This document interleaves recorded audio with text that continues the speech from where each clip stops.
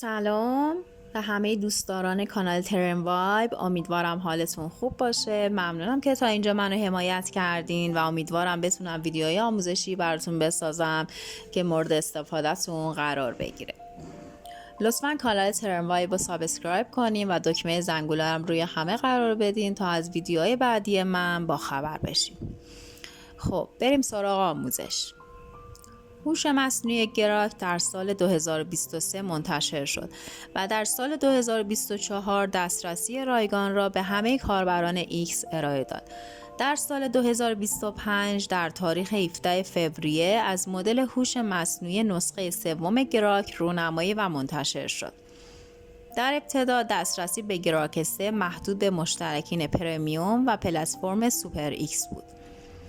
هوش مصنوعی گراک محصول جدید شرکت XAI به رهبری ایلان ماسک به عنوان رقیب قدرتمند برای مدل‌های GPT و جیمینای معرفی شد. این مدل ویژگی‌هایی که داره ایمیل ها رو پیش‌نویس میکنه، کدها رو اشکال زدایی و تصویر میسازه و حتی داده ها رو تجزیه و تحلیل میکنه. علاوه بر این ویژگی ها مانند دیپ سرچ برای جستجوی پیشرفته در اینترنت و پلتفرم X که قابلیت ویرایش تصاویر بر اساس توضیحات کاربر رو داره.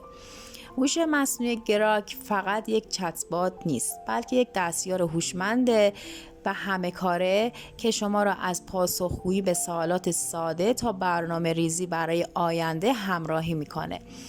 این مدل دارای حالتهای مانند تینک و بیگ و برین است که برای حل مشکلات پیچیده و انجام تحلیل‌های عمیق طراحی شده و نسخه‌های مختلفی علاوه بر نسخه اصلی داره که سبک‌تر شده به نام گراک 3 مینی عرضه شده که پاسخ‌های سریع‌تری ارائه میده، گرچه ممکنه دقت کمتری نسبت به نسخه کامل شدهش داشته باشه.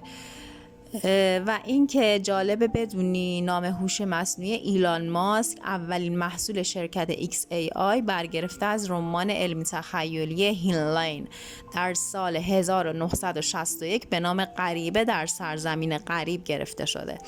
این رمان شخصیت اصلی داستان یک مریخی از اصطلاح گراک برای انتقال درک عمیق با کاربران طراحی شده، از مکالمه معمولی گرفته تا حل مشکلات پیچیده.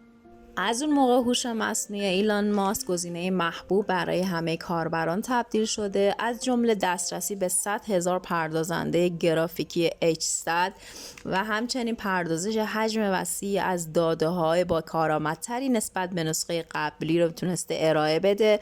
برای استفاده از گراک 3 میتونی از طریق وبسایت رسمی اون به آدرس grok.com مراجعه کنی یا از طریق اپلیکیشن گوگل پلی برای iOS و اندروید اون امتحان کنید. ممنونم که تا اینجا منو همراهی کردین. لطفا کانال ترن وایب رو سابسکرایب کنید، دکمه زنگوله هم روی همه قرار بدین تا از ویدیوهای بعدی من با خبر بشین. شما رو به خدای مهربان میسپارم. خدا یار و نگهدار شما.